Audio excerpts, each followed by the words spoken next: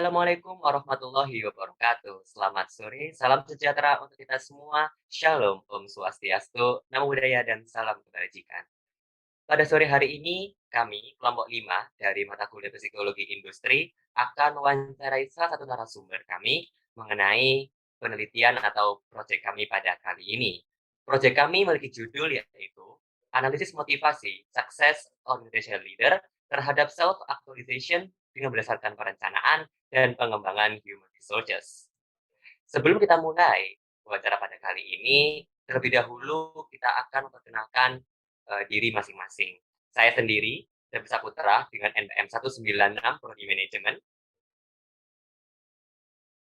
Saya Alfiria Rahmawati, NPM 142 dari Prodi Manajemen. Dan nama saya Muhammad Azam Firdaus Hemawan, NPM 206 di Prodi Manajemen. Baik. Setelah itu, kami juga akan memperkenalkan dosen pembimbing kami pada matkul Psikologi Industri kelas F. Ada Ibu Dr. Nani Haryana, SPD MM, kemudian ada Dr. Anda Endang Irianti, MM. Dan terakhir, kami akan perkenalkan narasumber kami. Narasumber kami memiliki nama yakni Fahmi Adenwardana, STHI, dengan jabatan sebagai Direktur atas Rumah Quran Gria Quran Mulia. Usianya 26 tahun, dengan alamat kantor yaitu Jalan Dahlia E 101, Bohar, Taman Sidoarjo, Jawa Timur.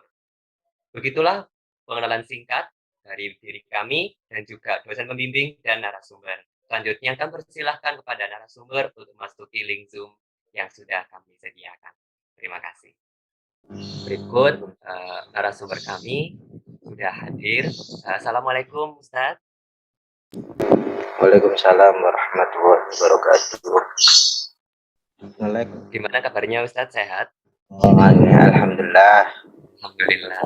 Baru sampai Surabaya. Ini kelompok kami mohon izin, Mas, untuk mewawancarai tentang masalah pengembangan sumber daya manusia. Namun sebelum itu, mungkin Ustadz Fahmi bisa memperkenalkan diri terlebih dahulu. Monggo, Mas. Oke, siap. Sebelumnya untuk anak-anak dari Universitas mana UPN ya? UPN. Ya, UPN. Saya ucapkan Assalamualaikum warahmatullahi wabarakatuh. Insya Allah kita sehat semuanya ya. Alhamdulillah. Alhamdulillahirrahmanirrahim. Wa binasta'in wa ala umuri wa din. Wassalatu wassalamu ala asyrofil anbiya'i wal mursalin wa ala alihi wa man tabi'ahum bi ihsan ila yaumil din. Amma ba'du. Yang pertama-tama mari kita bacakan puji syukur kita kehadirat Allah Subhanahu wa taala, yang mana karena rahmatnya lah kita dapat berkumpul di via apa ini LDR ya kita. LDR tapi bisa tetap muka ya, alhamdulillah. Kemudian zaman yang kedua, sholawat serta salam mari kita panjatkan kepada baginda kita, Nabi besar kita Muhammad SAW, yang telah membawa kita dari zaman kejahilian hingga zaman Zoom ini, teknologi yang sangat modern. Alhamdulillah. Kalau pepatah kan ada yang mengatakan yang tak kenal maka apa Mas David? Tak sayang. Waduh, salah kabar. Yang tak kenal ya maka tak aruf gitu ya. Oke, untuk nama saya sendiri Fahmi Adenwardana. Kebetulan kalau di kantor atau di Quran banyak yang memanggil Ustadz Fahmi gitu. Mungkin kalau Mas David tahu, di sini saya dipanggil Aden gitu ya, beda itu. Kalau sama rumah sama nama panggung, nama panggung. Kebetulan saya juga pengurus dari Gria Quran Mulia di Sidoarjo. Gria Quran Mulia sendiri kebetulan letaknya ada di Sidoarjo, Sukodono, lebih tepatnya di Desa Puhar, di perumahan Gria Taman Cipta Karya, Jalan Dahlia nomor 101. Oke, Gria Quran Mulia ini notabene gimana ya? Di situ kebetulan yang pengelola atau pengurusnya itu saya. Kalau dalam struktur di struktur kalau manajemennya itu kebetulan saya diamanai sebagai direktur. Mungkin itu aja sekilas saja, nanti lebih dekatnya biar lebih dalam lagi sambil kita jalan. Baik, ini ada 13 pertanyaan, Ustadz. Nanti diperkenankan untuk menjawabnya. Nanti dari teman-teman saya juga nanti ada pertanyaan juga nanti. Siap. Saya mulai nih, Ustadz. Nah, di Gria Quran Mulia ini kan Ustadz Fahmi menjabat sebagai direktur. Nah, di bawah direktur kan pasti ada namanya staf atau mungkin tenaga pengajar. Nah, menurut dari Ustadz Fahmi sendiri, strateginya Ustadz dalam mengembangkan kualitasnya para pengajar sendiri itu bagaimana? Oke, terima kasih. Berarti intinya kualitas dalam pengajaran gitu ya. Oke, kebetulan di Gria Quran sendiri yang tempat saya ini masih belum lama, baru 3 tahun. Yang notabene kebetulan juga Gria Quran Mulia ini bukan untuk naungan anak-anak ya Mas David, tetapi lebih cenderung ke dewasa.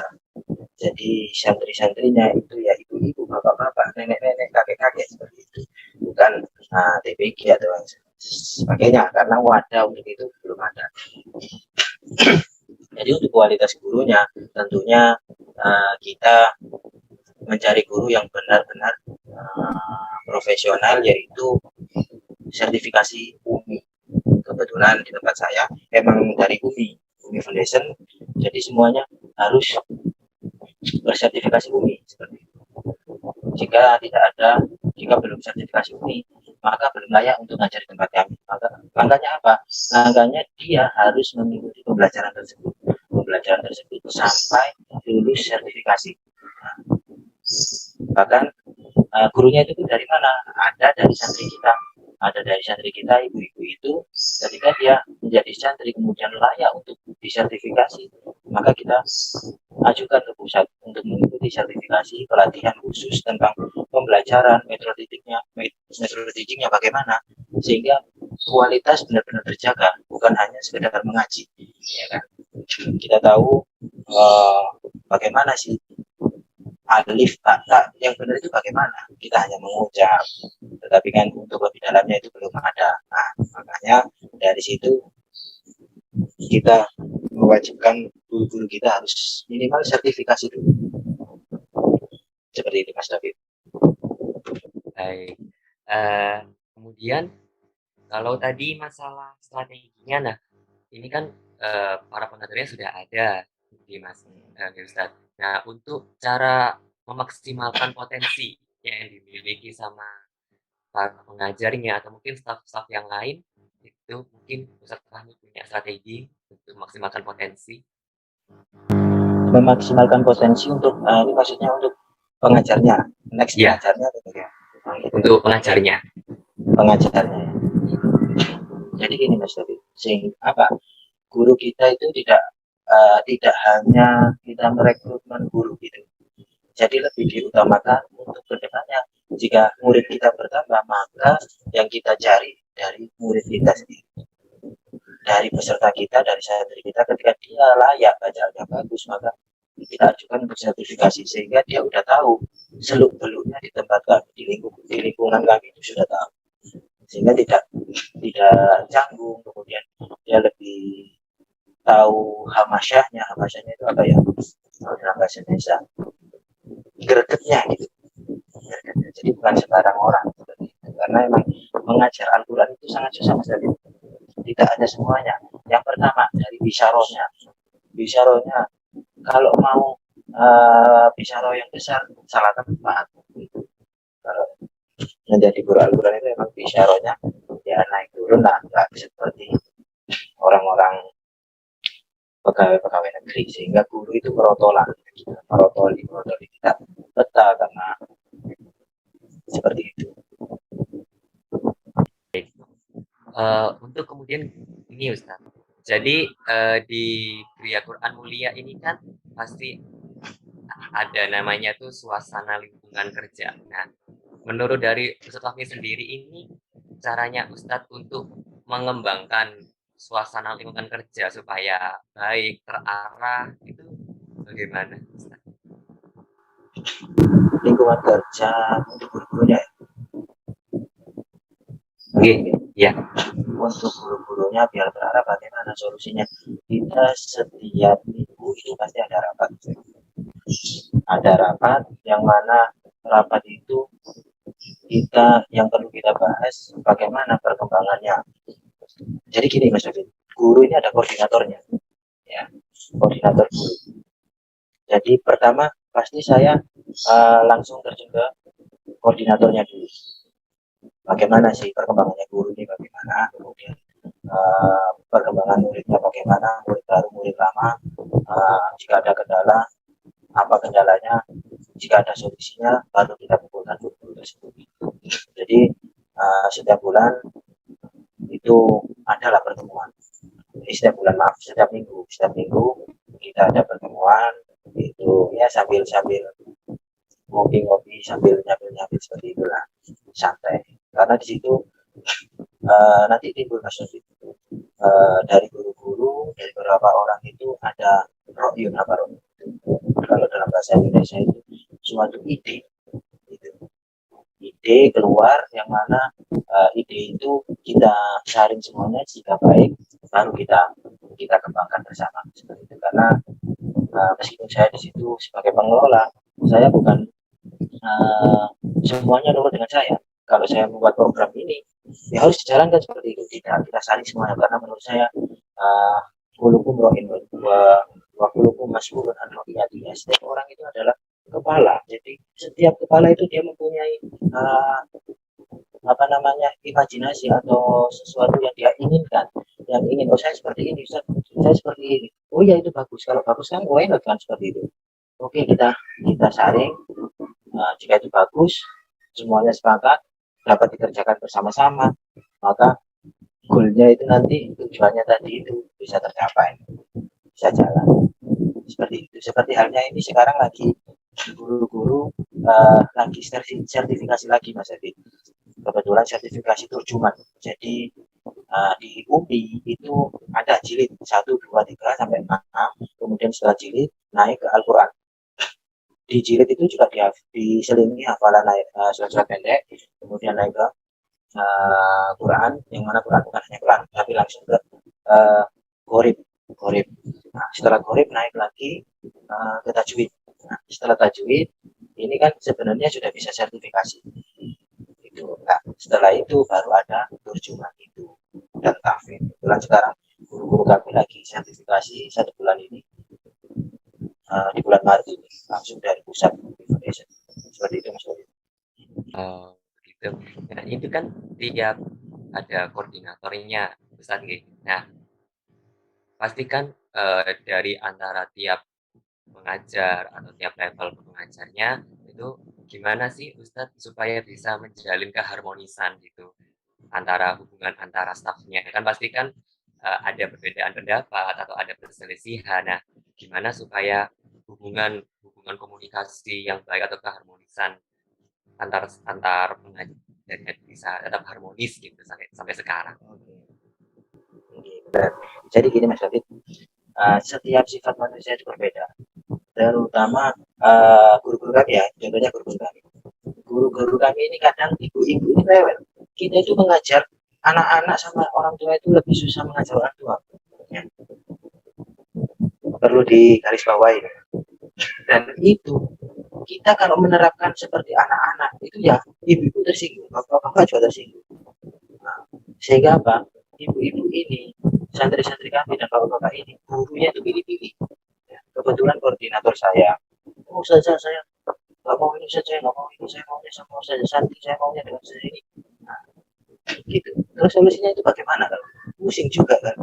Nah, apa yang ditanyakan Mas David tadi, kalau semuanya ngaji katakan di usaha santri, semuanya ke usaha santri, kasihan juga dia. Beliau kasihan. Sedangkan ada guru yang lain, sehingga apa solusinya untuk usaha santri ini memberitahukan bagaimana sih pendekatannya ibu-ibu itu, bagaimana caranya, atau kita tegas atau bagaimana, karena itu ada strateginya sendiri Mas. Seperti itu, sehingga guru dengan satu sama lainnya ini sering berkomunikasi. Bahkan setiap hari kita ketika berkumpul habis pengajaran evaluasi sedikit ya, nggak lama-lama, 10 menit apa sih yang didapat gitu. Jadi semuanya tahu. Terus kadang ini Mas Adit ya, ibu A ya, dia lagi ada masalah di ngajinya, bad mood gitu lah. Bad mood itu kan susah, sehingga untuk kedepannya kan nggak selalu itu kan, kalau kita rolling terus kelasnya pengajarnya itu kita rolling, sehingga ustazah kita, pengajar kita itu sering berkomunikasi setiap hari, dan insya Allah dengan adanya itu menyatukan tujuan.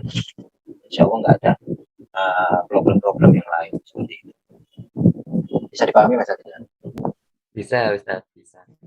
Baik, itu tadi Ustadz pertanyaan dari saya. Ini juga dari teman-teman kelompok kami juga ada pertanyaan itu. Saya limpahkan ke teman-teman saya, nggih Ustadz. Iya, siap, monggo. Baik, saya yang akan melanjutkan pertanyaan dari rekan saya. Nah, dalam Geria Quran ini sendiri kan terdapat para pengajar yang mana mempunyai kinerja yang berbeda-beda. Nah, selama ini bagaimana sih cara Ustadz dalam menilai kinerja para pengajar tersebut? Oke, terima kasih. Ini dengan Mbak siapa? Mbak Alfia ya? Iya. Saya menilai pengajar-pengajar atau guru-guru kami itu sebenarnya simpel, Pak. Kalau saya orangnya nggak mau katakanlah kita melihat metodologinya langsung gitu ya. Itu menurut saya bukan suatu hal yang sudah perfect. Jadi belum perfect lah. Sehingga saya langsung terjun kepada santri-santri kami, murid-muridnya itu. Katakanlah Bu ini ya, Bu Fulan, bagaimana pengajarnya, bagaimana pengajar si A, si B, si C. Kemudian saya tanya lagi ke muridnya yang lain, bagaimana pengajarnya? Oh, seperti ini, seperti ini. Oke. Kemudian ketika dari beberapa murid-murid tadi, saya simpulkan dan saya langsung diskusi dengan koordinator. Sehingga untuk koordinator sendiri kan karena sering ketemu ya, ngajar bareng, sering tatap muka langsung, di situ langsung memberikan evaluasi langsung seperti itu. Ya, selama Geria Quran ini berdiri, apa saja sih yang sudah pernah dicapai baik dari programnya maupun visi atau misi dari Geria Quran ini sendiri? Begini, yang udah dicapai apa dari Geria Quran ini? Yang pertama yaitu kita itu sangat jarang, apalagi di kampung-kampung seperti tempat saya atau Mbak Alfia, daerah mana? Kalau boleh tahu. Saya dari daerah Porong. Oh, daerah Porong. Itu kan kampung juga ya? Apa di situ Iya. ada? Apa ada tempat ngaji untuk dewasa? Belum ada ya. Nah, di tempat saya sendiri di sini juga belum ada. Yang banyak TPG itu. Sehingga untuk mewujudkan wadah untuk ibu-ibu, bapak-bapak, katakan yang sepuh-sepuh itu sudah tercapai dan mereka sangat bahagia sebenarnya. Seperti itu. Bukan itu saja. Kita ngaji bukan hanya sekedar ngaji, abata gitu ya. Kalau di UMI itu sangat detail sehingga ibu-ibu sampai gini ketika dites, saya ini sudah bisa membaca Yasin lancar kayak gitu. Kenapa saya kok ditaruh di jilid 3? Kenapa saya kok di jilid 5? Nah, padahal mereka dalam makhorijul hurufnya belum benar. Sehingga di sini itu diasah lagi. Meskipun dia sudah Al-Qur'an, sudah Yasin, kita latih lagi. Bahkan orang sampai ada itu ya, sampai ada salah satu dari murid kami, saya ini sudah pinter ngaji kok. Katakanlah apa ya, kalau di kampung itu yang mimpin pengajian itulah ibu-ibu ini kebetulan. Sehingga dia gengsi kan, akhirnya keluar. Seperti itu. Gitu Mbak ya, dan insya Allah ini lanjut ke turjuman juga.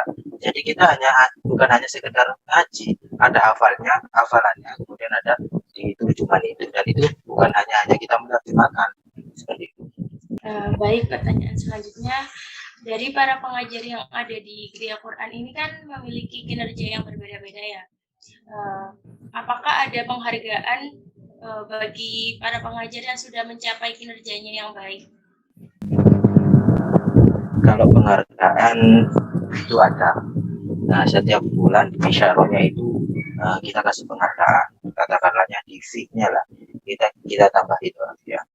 Jadi untuk jam terbangnya banyak, kemudian itunya pengajarannya baik, absennya bagus, kita kasih katakanlah kita tambahin, ini contoh saja ya, 100.000 ya. Sehingga yang belum mencapai target tersebut kita kasih tambahan juga hanya 50.000. Jadi ada perbedaan itu, sehingga guru-guru kami juga tetap semangat dalam mengajar Al-Quran. Karena apa? Pengajar guru Al-Quran itu sangat berat ya. Secara dari katakanlah yang upahnya lah, kalau kasarannya, bisyarotnya, saya nggak cocok. Akhirnya dia mempunyai skill bagus nih ngajinya, sehingga dia belok Al-Quran kerja di pabrik atau bagaimana. Padahal potensinya untuk mengajar Al-Quran itu besar, kayak gitu. Nah, kemudian hal apa sih yang menjadi motivasi atau mendorong Ustadz untuk mendirikan Gereja Quran Mulia ini? Motivasinya sebenarnya, kalau saya ini sebenarnya juga staff Pak ya, di salah satu lembaga training and consulting tempat. Di situ saya sebagai staff, kemudian sebagai trainer. Waktu itu direktur saya memberi tantangan saya, Ustadz Fahmi, sampean nggak akan saya kasih waktu untuk keluar kota, karena kalau trainer itu udah pasti keluar kota terus. Saya punya tantangan, ini ada rumah, bagaimana caranya Ustadz Fahmi rumah ini sebagai wadah tempat ngaji. Oke. Kebetulan di situ saya lihat kondisinya belum ada, dan ibu-ibu di situ juga, di daerah situ ya, juga minim lah agamanya, dalam artian pengetahuan agamanya itu sangat minim. Oke lah, bismillah untuk wadah, dan karena minimnya wadah untuk ibu-ibu yang atau bapak-bapak yang untuk belajar Al-Quran tidak ada, saya dirikan itu. Dan alhamdulillah pembukaan pertama santri sampai 60 alhamdulillah sampai sekarang. Dan itu sangat-sangat berat sekali dibandingkan kita mendirikan TPG yang untuk anak-anak.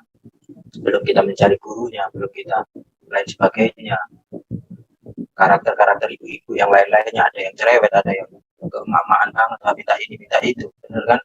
Sepertinya Mbak Afia ini merasakan itu. Ya, seperti itu bisa dipahami ya. Baik, untuk pertanyaan selanjutnya akan dilanjutkan oleh rekan saya. Baik, terima kasih Ustadz. Sebelumnya nama saya Muhammad Azam, ingin melanjutkan pertanyaan dari teman-teman saya. Untuk pertanyaan selanjutnya, Ini Mas Azam ya.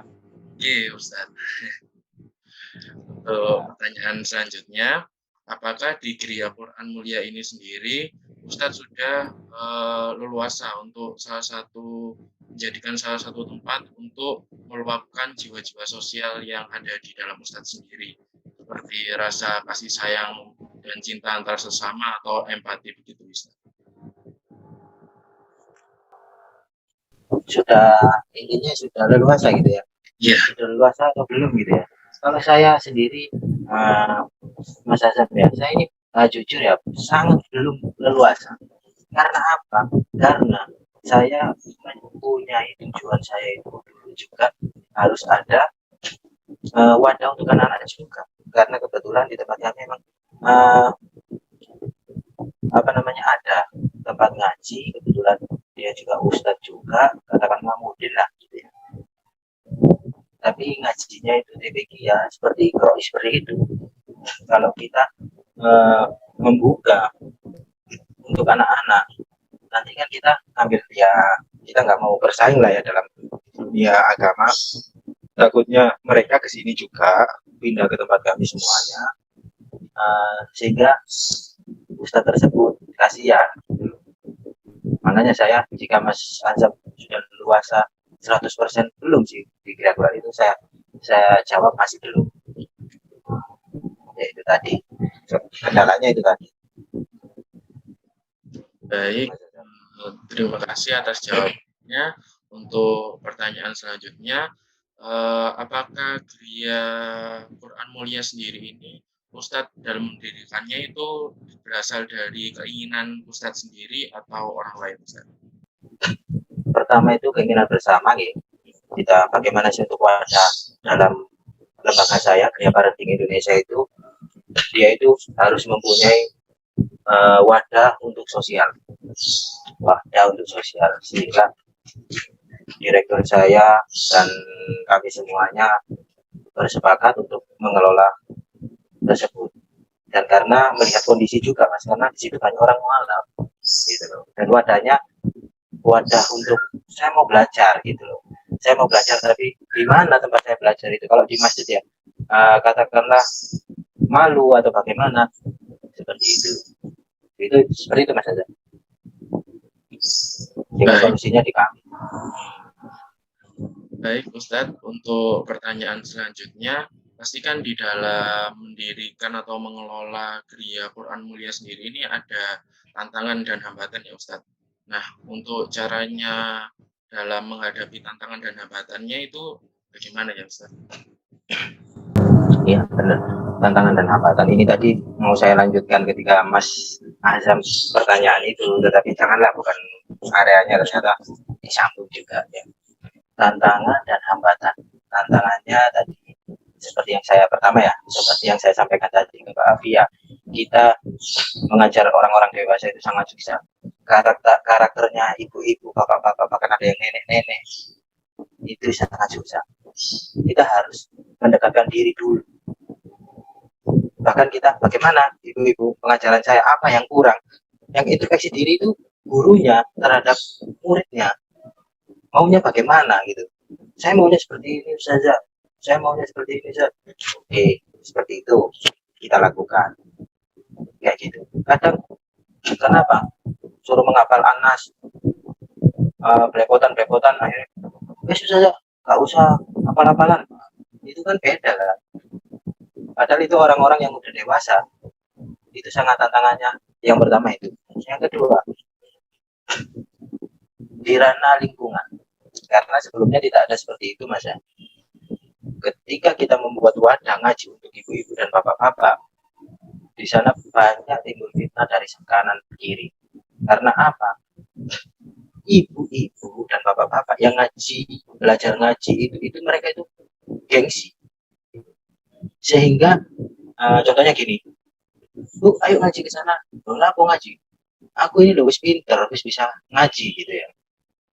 Oh ya udah, kalau gitu si A tadi yang ngajak ikut ngaji kan di tempat kita. Terus teman-temannya tertarik ikut ngaji.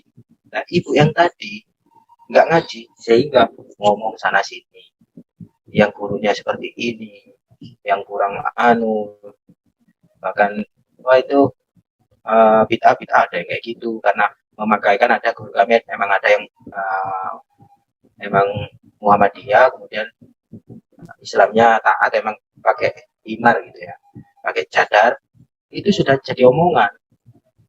Yang ini seperti ini, teroris, seperti itu, sangat luar biasa. Yang ketiga Mas, itu tentang infaknya. Kalau kita di tempat kita emang kita seikhlasnya,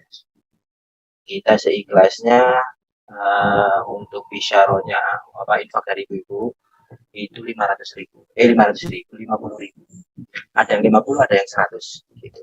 Bahkan ada mahasiswa, saya mahasiswa masih belum oke, mahasiswa itu semampunya nggak apa-apa, kalau nggak mampu juga nggak apa-apa, kita tampung karena dia udah semangat gitu. Jangan sampai karena biaya mereka tidak bisa ngaji di tempat kami gitu. Sehingga mahasiswa, saya sanggupnya 30.000, monggo silakan gitu. Sehingga dana untuk membayar kasarannya ini, memberikan bisyarahnya untuk guru-guru kami itu kurang, Mas. guru kami kurang, kemudian kita ya terbang ke sana ke sini untuk proposal, dan kebetulan dari lembaga kami Tria Parenting Indonesia itu juga ada, alhamdulillah, tapi masih kurang juga, sehingga kita kadang ada ibu-ibu yang mempunyai, dari murid kami yang kebetulan mempunyai kelebihan rezeki, dia memberikan itu. Seperti itu, Mas. Baik, Ustadz. Untuk pertanyaan selanjutnya, definisi kesuksesan sendiri untuk Ustadz itu seperti apa ya, kalau boleh tahu? Kalau definisi kesuksesan bagi saya itu cuma satu, Mas. Bukan karena muridnya banyak, bukan karena perkembangannya besar, bukan karena itu, tetapi satu, ketika ibu-ibu itu bisa melafadzkan alif yang benar, ba yang benar sampai akhir, membaca Al-Fatihah yang benar, membaca Al-Quran yang benar, ya itulah definisi sukses bagi kami. Makanya ketika kami ada murid kami, kemudian dia layak nih, orang ini bagus, si A ya, kita ajukan untuk sertifikasi, udah dia udah layak menjadi guru, itu maupun guru di tempat kami atau dia mendirikan tempat ngaji di rumahnya sendiri, karena dia sudah layak, itulah menurut saya sudah sukses itu. Ini seperti itu, Mas Azhar. Baik, Ustadz, untuk pertanyaan terakhir, apakah di Quran Mulia ini sendiri sudah memenuhi indikator yang tadi indikator kesuksesan yang tadi Ustadz jelaskan barusan? Alhamdulillah sudah ada, Mas.